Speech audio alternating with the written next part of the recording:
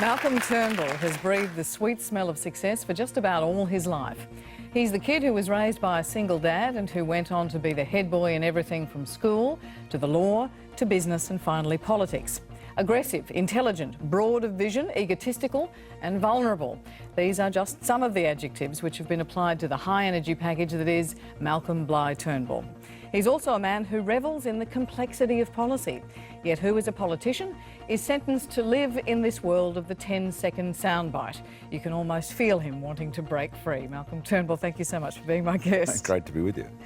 I've been reading speeches you've been given lately and you seem to be on something of a crusade. You talk about the urgent need for honesty, for candour in public debate, and you've been railing against the dumbing down of complex issues. Not railing. Not railing? Just pointing it out. Quietly agitating? I wondered, though, are you in the wrong business? No, I'm not. I actually think that dumbing everything down into the 10-second soundbite is an attempt. It's a patronising attempt to communicate to the common man. You know, that's what it's all about. It is smart people dumbing down their messages because they think that will communicate with Struggle Street. I don't think it respects Struggle Street. I think it holds it in contempt.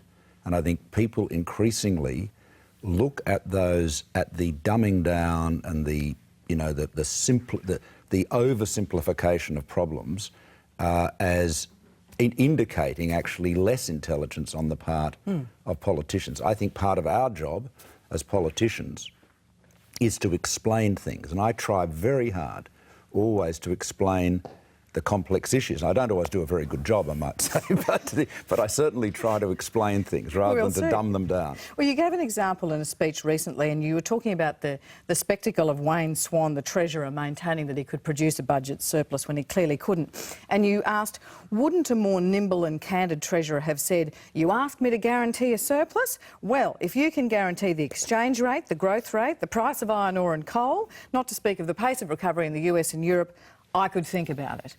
Now, are we really ever going to see a Treasurer answer a question with that sort of candour? Well, why wouldn't he? Because you know something, everyone in every lounge room, in every pub, in every club, in every coffee shop, in every street in Australia would have nodded and said, well, that's obvious. Wouldn't everybody be right? Weasel words, dreadful weasel words, won't say what he really thinks. Wouldn't that be the result of that sort of talk? I mean, in a way...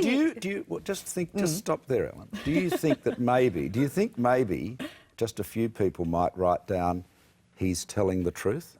I think if you want to be an effective communicator in politics, or anywhere else for that matter, you've got to treat your audience with respect, and that means telling them the truth, and if there is ambiguity, complexity, variability, then explain it. I mean, one of the things I often talk about is the challenges of leadership and making decisions in times of uncertainty, when you simply don't know what the future holds.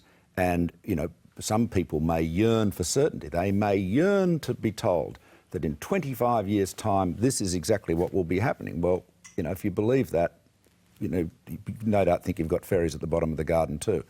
Well, let's start with the news of the week, and we'll start with Kevin Rudd's plan to stop the boats. From now on, any asylum seeker who arrives in Australia by boat will have no chance of being settled in Australia as refugees. Asylum seekers taken to Christmas Island will be sent to Manus and elsewhere in Papua New Guinea for assessment of their refugee status. If they are found to be genuine refugees, they will be resettled in Papua New Guinea.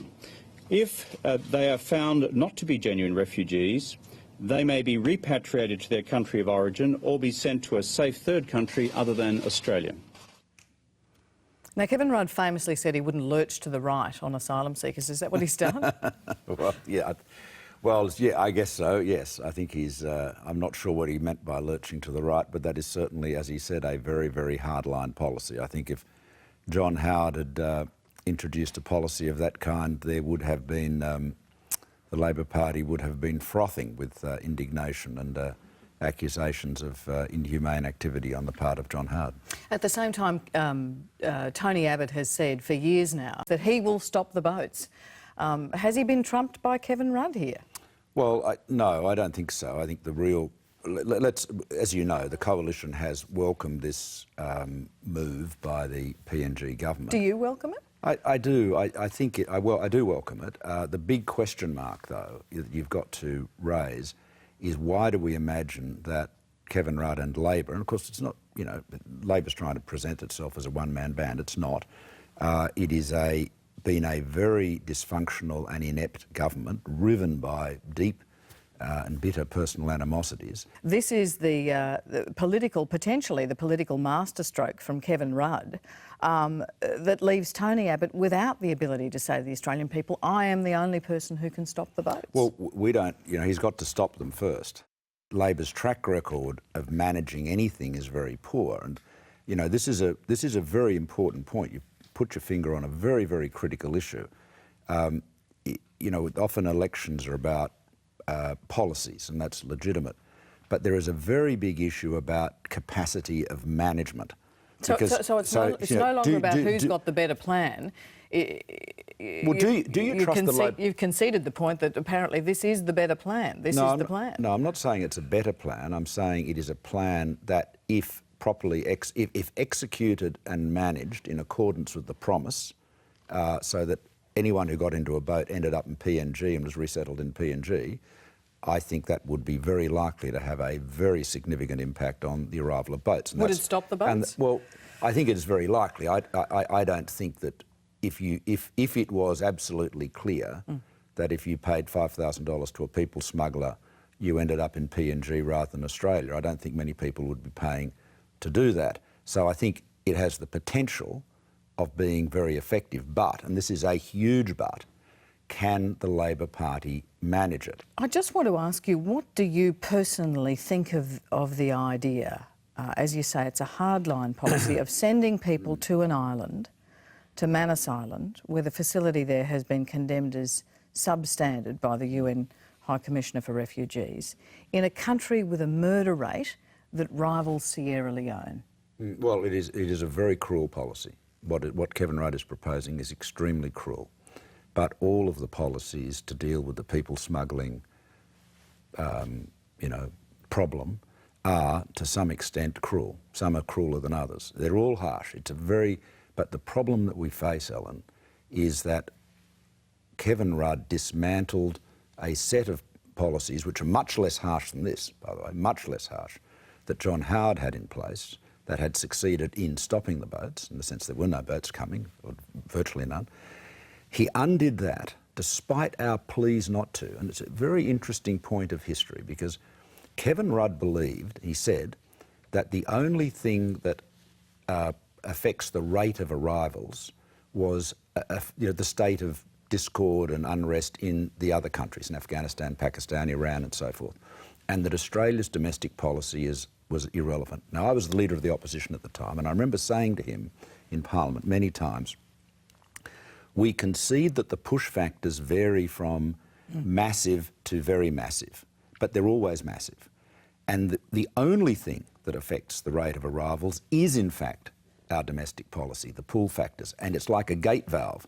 You open it up and you will get more and more and more. And anyway, Kevin Rudd had we've had this social science experiment at the expense of hundreds of lives, billions of dollars, and of course thousands of unauthorised arrivals. And so, you know, this very harsh and cruel policy that he has announced with PNG is the consequence of his unpicking a much more measured approach back in John Howard's day.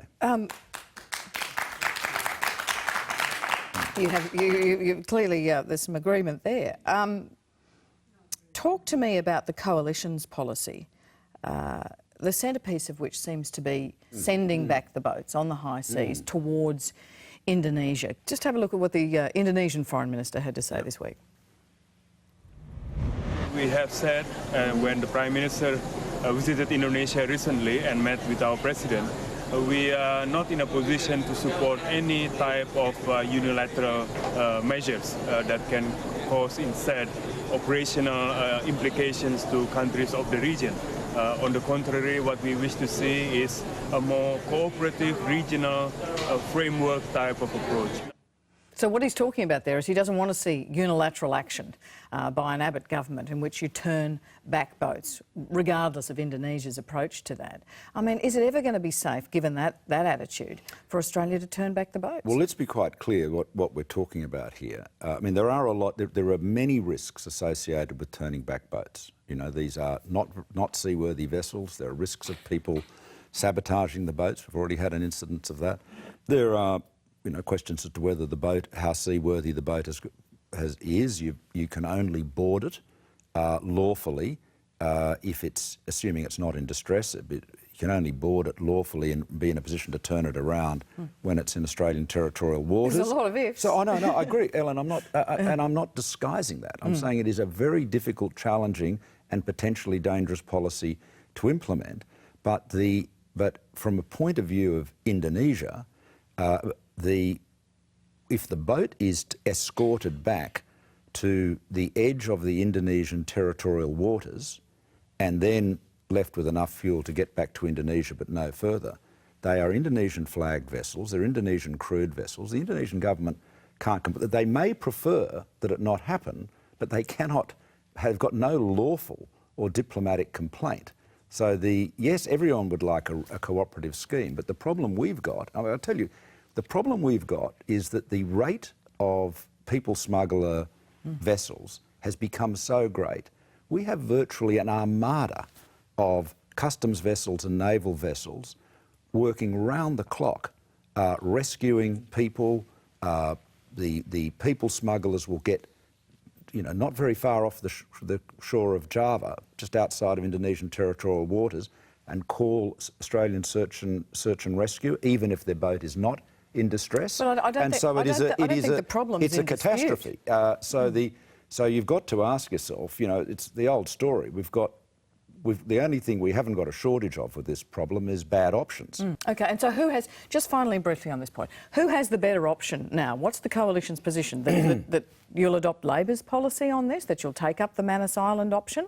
Or that you'll persist with turning back the boats, which has a lot of ifs attached and probably is unlikely to happen in many circumstances, if at all? Well, Ellen, I think what you'd want to do from an operational point of view is keep all your options open and not put all your eggs in one basket. So you take everybody's policy, do everything. Well, why would you deprive yourself of any one option? Because what happens if the PNG solution, if that's the right term, if that turns out to be no solution? If that turns out, if for example, the internal political opposition in PNG makes it unable to be executed, if, you know, there are the facilities at Manus Island can't be rectified quickly enough, if it, you know, I mean, this is a very, very complex measure. I mean, Kevin Rudd has got the headline, but he's like, remember Harry M. Miller once defined who's defining himself in a self-deprecating way. He said, Malcolm, I'm like a great entrepreneur. After the big idea, I lose interest. And I think Kevin Rudd's a bit like that. After the big headline, he loses interest and doesn't do the follow-up. All right. Well, I hope we can keep the audience with us and they don't lose interest on this next one. Climate change. Stay with us. You've been such an advocate for action on this issue. I want to start by playing you a clip that went viral this week because I think you might relate to how the star of this video is feeling. It's Dinky, the singing dingo. Have a look.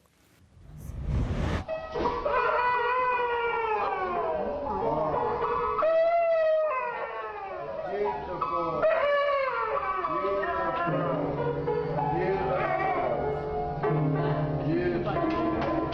Thank you, Dinky. Well done, Dinky. OK, so when they play that terrible piano, Dinky howls. And my question is, are there days when you listen to the climate change debate in Australia, it's so discordant you want to howl? I'm even worse than Dinky. Sometimes I want to bite people. Who did you want to bite this week? Nobody, no, I'm only kidding. Did you want to bite... Perhaps just nip. Nip. Just a little nip every now and then. And did you want to nip Tony Abbott for talking about invisible emissions or Kevin Rudd for talking about dismantling the carbon tax? Let's have a reminder of what they were both saying this week. The government has decided to terminate the carbon tax to help cost of living pressures for families and to reduce costs for small business. Just ask yourself what an emissions trading scheme is all about. It's a market, a so-called market, in the non-delivery of an invisible substance to no one. OK, I've put you through it again. Who did you want to nip more that time? Well, I think... Tony or Kevin? Well, let me perhaps... You start with Kevin? Perhaps I shouldn't nip anyone. I think it'd be more I should be a discreet dingo. But the so what's the question? Well, the question is where to start. Has Kevin terminated? Is carbon dioxide an invisible substance? Yeah, all right. Let's start with that. It is visible. No, Tony's chemist. He slipped up on his chemistry there. Did he? But that's all right. I think it was he wasn't trying to give a chemical opinion. He was being rhetorical, and he was criticising. And look, speaking of dogs, was he dog whistling? I mean, that was the interpretation, that the only way to interpret that is that Tony Abbott still thinks that climate change is absolute crap. I mean, that is one reading of what he said. Well, I don't think... I'm sure that's not right, and it's certainly not the party's policy. And I mean, but how else, to be fair, how else could you interpret what was it? Well, I mean, carbon dioxide is not visible to the human eye in gaseous state, but if you lower the temperature to minus 78.5 degrees Celsius, it becomes dry ice. So, of course, it is a real substance, and it is visible even to the human eye, at least when it's frozen. So perhaps you need a chemistry lesson in the shadow cabinet room. You can't be an expert on everything. Have a Bunsen burner. No, you wouldn't want that. You might freeze it down and say, "Now watch closely, Tony. Here we go." You can't be. I think the point Tony was... Tony has been a critic of emissions trading as a mechanism for reducing emissions, and he is not alone in that. You have been the great champion of it. I mean, you sacrificed your Liberal leadership over that very point. I have been a supporter of it, that is true. I've always favoured, market-based mechanisms, but I have to say, in all candour and being honest, that emissions trading schemes have worked better so far in theory than in practice. I'd love to tell you that everything was rosy in the European emissions trading scheme market, but it would be disingenuous to do so. As I said, the people like Tony Abbott, who are very sceptical about the effectiveness of emissions trading schemes, have got a point. They do have a point, and and as I said, the balance, I guess, is to say, do we learn from the lessons of the poorly designed schemes and design them better, or do you say those schemes are too hard? Let's have more direct action measures, and that's the policy of the party at present. We'll take a break and be right back with Malcolm Turnbull to find out where his self-belief and confidence come from. And you can join the conversation online using #ObserverSBS or find us on Facebook. We'll be right back.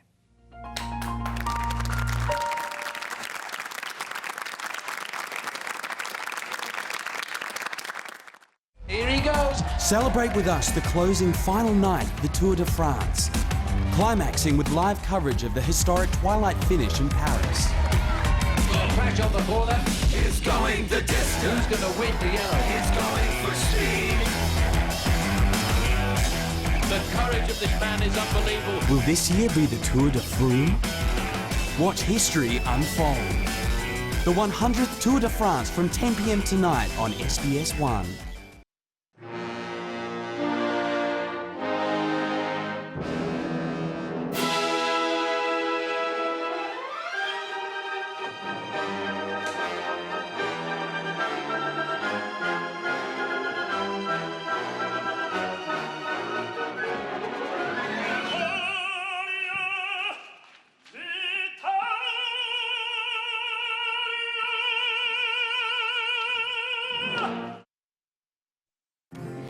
The new Disability Care Australia means I can look forward to lifelong support for Michael, to working with a personal planner now that I have MS, to getting a new wheelchair. This new scheme will give people like me and families like ours the support we haven't had before. Disability Care Australia is being introduced progressively in various locations from the 1st of July. To find out more, visit australia.gov.au or call 1800 800 110. Disability Care Australia. It's making one big difference for lots of lives. Authorised by the Australian Government, Canberra. Whatever their personality, every dog deserves leading nutrition. For healthy digestion, a shiny coat, immune support, and healthy teeth, choose Pedigree.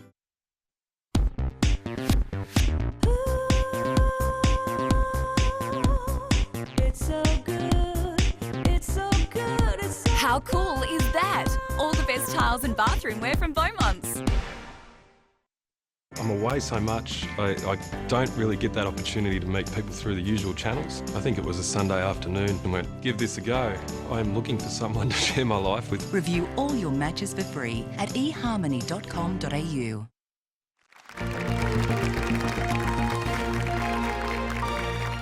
There was a reminder, I think, of your past, or at least an echo of it this week with the Wikileaks case, I thought. I mean, it looks more and more likely that the US soldier Bradley Manning, the young fellow who leaked hundreds of thousands of classified US military documents to the website, will spend his life in jail.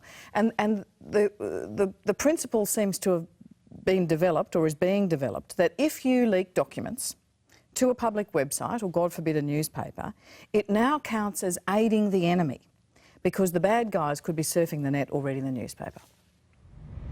Manning's trial judge has ruled the charge of aiding the enemy will stand. It carries a life sentence without parole.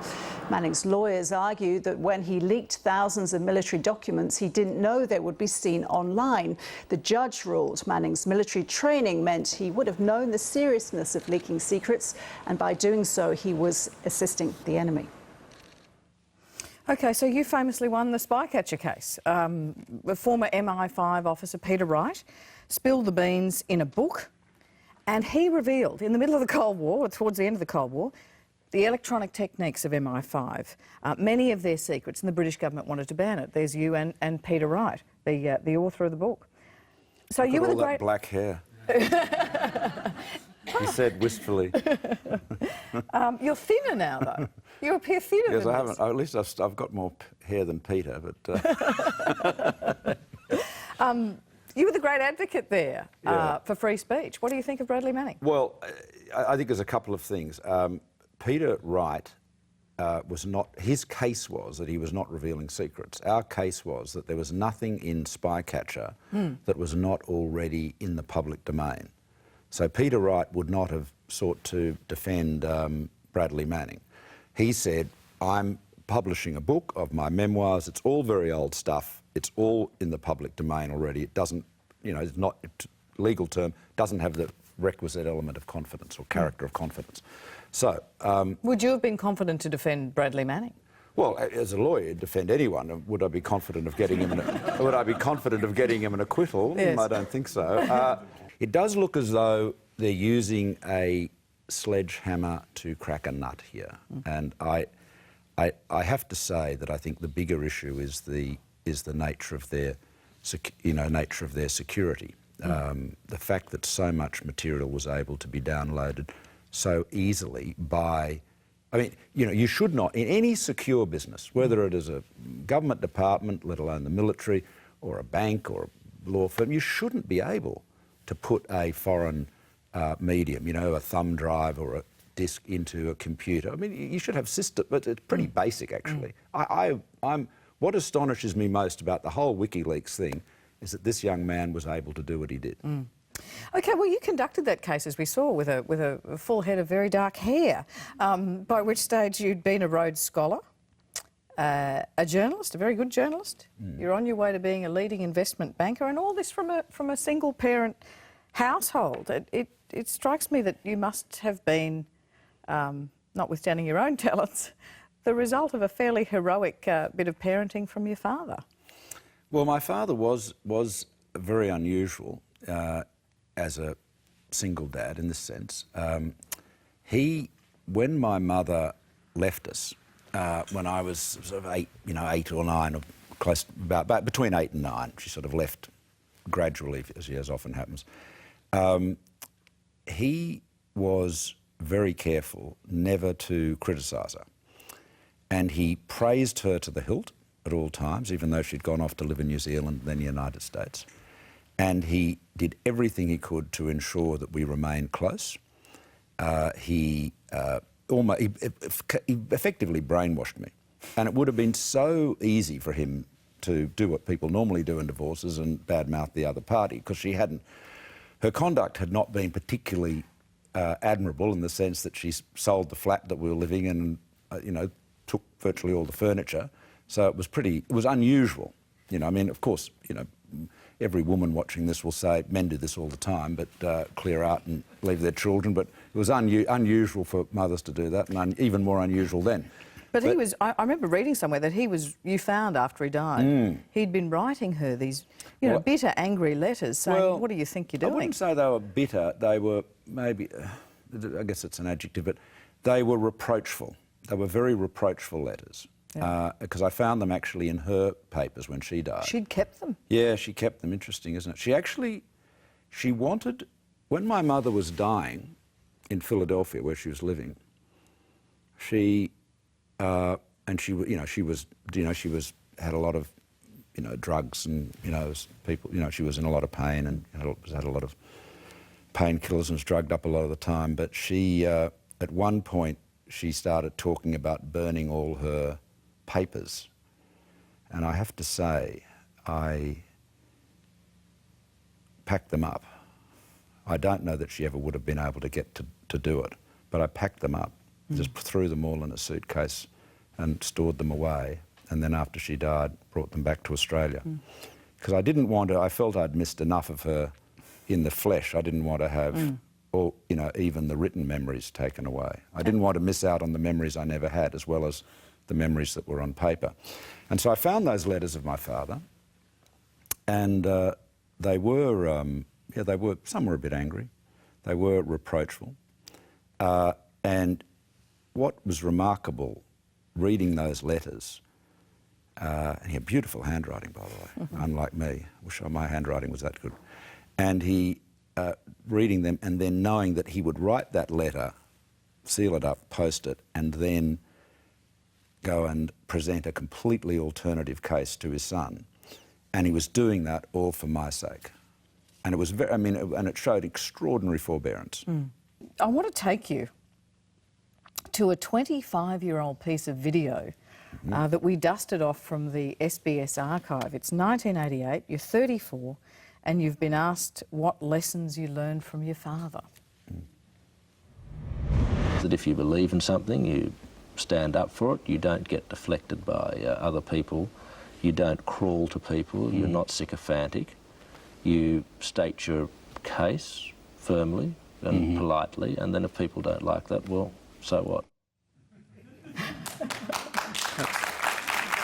Yeah, that's pretty right. Bruce always used to say, look, he wasn't, you know, fathers give their sons and their daughters, of course, lots of advice, right? And you know the old story that when a young man is 18, he's just staggered what a complete idiot his father is, and then 10 years later he can't believe how much his father has learned in the intervening decade.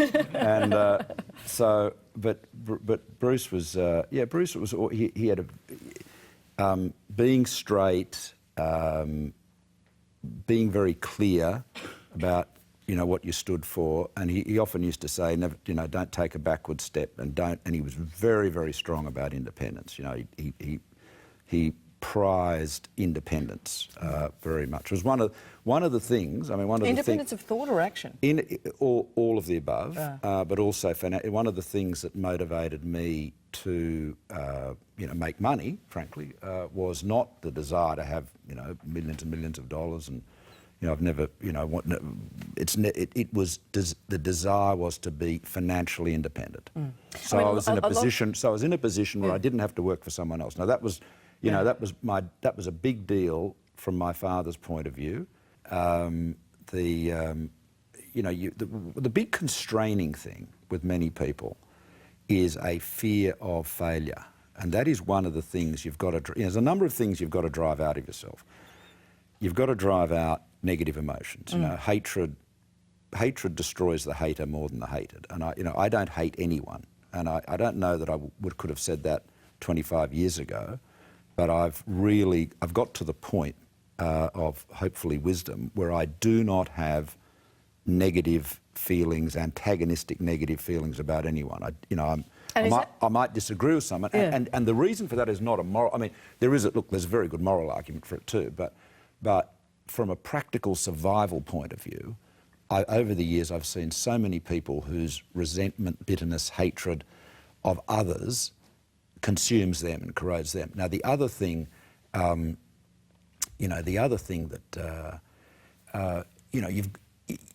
it's terribly important to be true to yourself. I always thought that was, I always thought that was one of Julia Gillard's problems. I mean, gay marriage is a classic example. I mean, there you had two leaders, Gillard and Abbott, both of them against gay marriage. Abbott, former seminarian, married for 30 years, goes to mass every day, devout Catholic. Does he go to mass every day? Oh, most days, I think. Oh. But he's very religious, and so is Tony? Would you think you might think he's wrong, but he's clearly sincerely wrong. Julia Gillard, is that how atheist, you view it? He's sincerely wrong. On gay marriage, yes, I think he is sincerely wrong. But on gay marriage, Gillard, who'd taken a political position, never married, atheist, saying marriage can only be between a man and a woman, maybe she sincerely believed it, but hardly anyone would believe it. And I thought that was so sad that she'd got herself into a position for political reasons, which even people who agreed with the position would have said, you're not fair income. I want to play you one more excerpt from that interview, and it's about achievement, I think. Were you ever anxious that you mightn't succeed? Was there ever a time when you thought maybe I won't? Oh yes, I'm very critical of myself. I think I'm a very harsh critic of myself. My wife would say I'm too harsh. I'm constantly concerned that I haven't, pushed hard enough, done well enough. Yeah, do you get concerned about that? Are you still that hard on yourself? Not as hard as I used to be. And did that attitude make it harder for you? And that success, everything you touched, it seemed you were successful. You were the head boy. Well, that's not true. You don't get a Rhodes Scholarship if you're not trying hard and you're not successful. I got it on my third attempt. Did you? You had to keep trying. And it's not such a big deal, the Rhodes Scholarship. I'll tell you a story. My dad was out at North St Mary's. He was a hotel broker. This is going to be news to Tony Abbott. No, go on. He was out visiting the publican at North St Mary's, probably talking about selling his pub or something. Yes. And I tracked him down and rang him up and said, Dad, I've won the Rhodes Scholarship. And he was just so excited, as you can imagine. And he rang me back 5 minutes later. He said, he said, I've got to get out of here. I've got to come back to see you. He said, it's terrible. I said, what do you mean? He said, well, I've just explained, I told the publican you've won a Rhodes Scholarship. And he said to me, that's great, Bruce. I've got a cousin in the Department of Main Roads. We must get them together. Which I thought, and I've always, I think these great achievements, you can take them a bit too seriously. Thanks, Malcolm. We'll be right back in just a moment.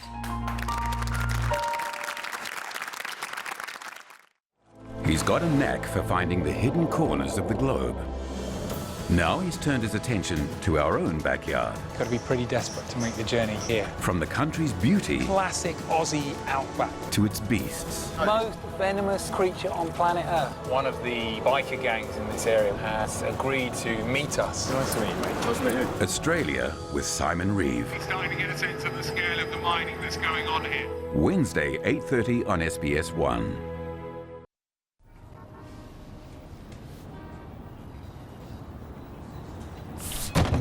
Should have studied more? Now you can, with a postgrad course through Open Universities Australia. Hurry, applications close soon.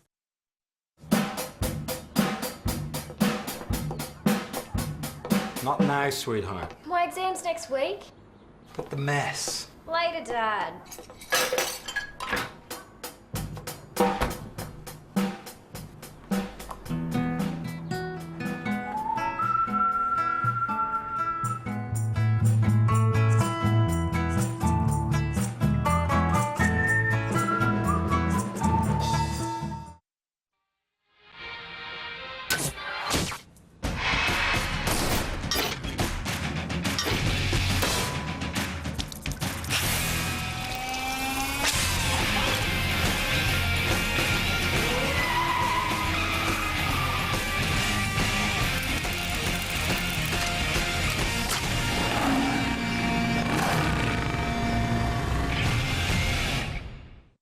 Skoda. Simply clever. Can't get enough of the tour? Watch it unfold on the go with the Skoda Tour Tracker. Live streaming, real-time stage profiles, rider stats, and new catch-up features. Find the Skoda Tour Tracker online or download from your app store.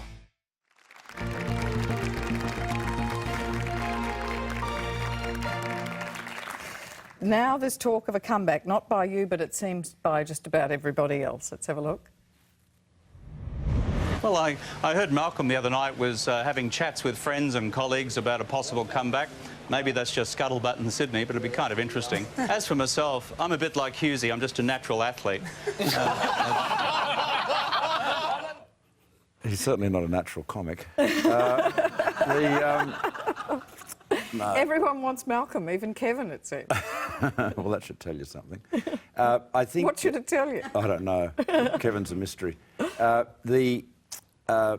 Look, the great strength of the coalition versus Labor is that we have a united team, a harmonious team. They, on the other hand, have been, as we all know, bitterly divided with extraordinarily venomous, actually quite frightening personal animosities. They are, you know, they're a rabble. I mean, that's being generous to describe Labor as a rabble. What the mystery is how united. How is the situation now, despite that description of the last 3 years of Labor, that in the polls the two parties are 50-50 and Tony Abbott trails Kevin Rudd substantially in the preferred Prime Minister stakes? I mean, how have we ended up with that position? Well, you know, I guess there's been a relief rally for Labor because of Julia Gillard's replacement by Kevin Rudd. I read all the polls. I'm not going to, you know... Well, did you read the one that showed that if you led the coalition, there'd be a landslide for the coalition, and that you lead the preferred Prime Minister 65% to Kevin Rudd's 35%? Well, it's very flattering. But it's a little bit like fantasy football. Why? Well, because it's not going to happen. Why? Because we have a leader, we have a team, and you know the message I have. I know that I read those polls, and they're, you know, they're not. I'm not suggesting they're. I'm not even suggesting they're wrong. I don't know how right they are, but there's obviously some truth in them. The message that I have is that if you would prefer me to be the leader of the Liberal Party, that is very flattering. I'm not, but I'm part of the Liberal team. So if you are a Malcolm Turnbull supporter, if you think that I have a positive contribution to make in government, then that is a very good reason to vote for the coalition. And you may have a similar view about other members of our front bench. So it is, you know, the fact that we are united. I mean, as Tony Abbott said yesterday, we have room in our party for more than one big figure. Labor clearly did not. So that tells you a lot about the character and cohesion of the coalition. And politics, Ellen, is a team business. You know? But politics is about getting into government. And the spectre of 1993, where John Hewson lost the unlosable election, must figure largely in Liberal minds. Does there come a point where, as popular as you are, you have a responsibility to take the leadership, if that would guarantee for the coalition a victory? Well, look, there are no guarantees in politics. We are weeks away from an election. You know, I think Kevin Rudd is likely to call an election within the next week. So we are somewhere between, you know, say 6 and 9 weeks from an election. I mean, the course is set, the crew is in place, we are ready to go. So this is no time to be playing fantasy football. And so if it's not the leadership you look forward to, what have you got to look forward to other than an election in the next 6 to 9 weeks? Well, the very interesting challenges of sorting out the national broadband network, being the minister responsible for SBS and among other things. I was thinking... You're going to be in trouble at home. That was a cue to talk about becoming a grandfather. Yeah, Daisy's going to have a baby in about 9 weeks, and that is amazingly exciting. And I have to say it's the election is very exciting, but the first grandchild has an excitement level all of its own. Thank you so much for being my guest. Please thank Malcolm Turnbull. Thanks.